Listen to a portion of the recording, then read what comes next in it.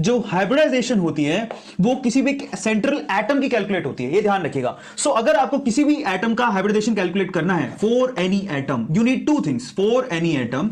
अगर आपको किसी भी एटम का हाइब्रिडाइजेशन कैलकुलेट करना है तो आपको सिर्फ दो चीजों की जरूरत होती है। पता नहीं बुक में बहुत बड़े बड़े फॉर्मुले लिखे होते हैं, किसी चीज की जरूरत नहीं है, आपको दो चीजें ध्यान रखनी है। देखिए किस चीज की जरूरत है। If you want to calculate hybridization you need two things. First one is number of atom attached, number of atom attached, ठीक है, अटैच्ड टू दैट एटम, जिस भी एटम का आपको हाइब्रिडाइजेशन निकालना है उसके साथ कितने नंबर ऑफ एटम अटैच्ड है, ठीक है।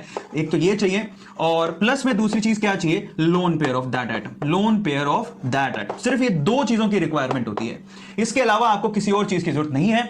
और अगर ये नंबर आता है जी, मिनिमम नंबर तो दो ही है, अगर ये नंबर आता है दो तो हाइब्रिडेशन बनेगी sp। मैं यहां लिख देता हूं sp कैसे हो गया, एक s का हाइब्रिड ऑर्बिटल, एक p का हाइब्रिड ऑर्बिटल, तो दो हो गए, इसलिए यहां पर हाइब्रिडेशन कितनी लिखी है, दो। तो मैं लिख देता हूं if hybridisation is coming to, if the total number is coming to then the hybridisation is, if the total number is coming to, so यहां पर मैं लिखता हूं टोटल नंबर, ठीक है, और यहां पर मैं क्या लिख रहा हूं, हाइब्रिडेशन। सिर्फ इतनी चीजों का ध्यान रखना है। अगर इन दोनों का टोटल आता है दो तो हाइब्रिडेशन होगा sp, अगर ये आता है तीन तो हाइब्रिडेशन होगा sp2, अगर आता है चार तो हाइब्रिडेशन होगा sp3।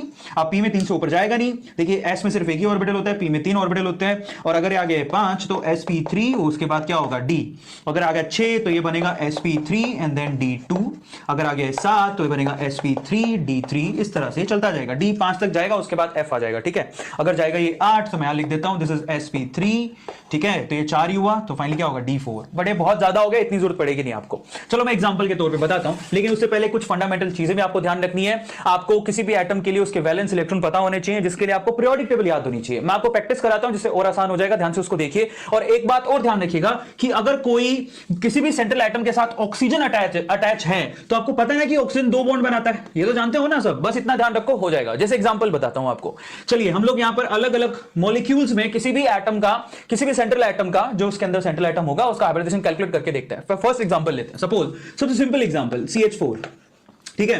सो यहां पर सेंट्रल एटम कौन हुआ, यहां पर सेंट्रल एटम है जी कार्बन। कार्बन का हाइब्रिडेशन आपसे पूछा जाएगा कार्बन का हाइब्रिडेशन बताइए। बहुत सिंपल है, ध्यान से उसको चेक करिए। सबसे पहले आपको क्या चेक करना है कि उस सेंट्रल एटम के साथ कितने नंबर ऑफ एटम अटैच है। तो यहां पर तो 4 एटम अटैच दिखाई दे रहे हैं, प्लस अब देखिए जरा ध्यान से, 4 लिख दिया मैंने, उसके बाद क्या देखना है, लोन पेयर कितने बचे। जनरली कार्बन के पास कुछ लोन पेयर बचता ही नहीं है, वो हमेशा 0 होते हैं ऑलमोस्ट 99% केसेस में। लेकिन फिर भी आप जरा सोचिए, कार्बन आता है 14 ग्रुप में, 4 वैलेंस इलेक्ट्रॉन उसके पास होते हैं और चारों उसने बॉन्ड बनाने में काम ले लिए, बनाए ना, यहां पे 4 बॉन्ड ही तो बनाए हैं। तो यहां पर लोन पेयर कितना हुआ जी, 0। तो टोटली कितना आ रहा है, 4, और 4 के रिस्पेक्ट में हाइब्रिडेशन कितनी बनेगी, sp3।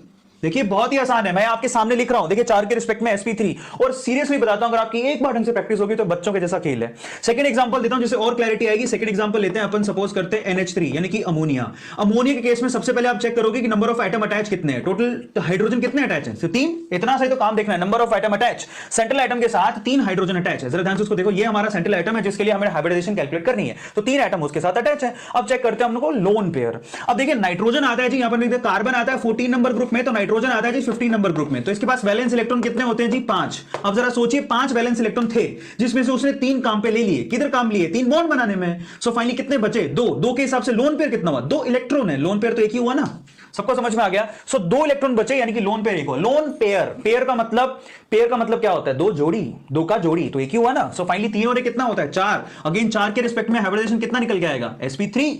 बहुत इंपॉर्टेंट है, यहां पर देखिए NH3 में भी हाइब्रिडेशन sp3 है, और हाइब्रिडेशन का मतलब होता है हमें हाइब्रिड ऑर्बिटल्स तैयार करने, किस किस के लिए, बॉन्डेड पेयर के लिए और लोन पेयर के लिए, ये मतलब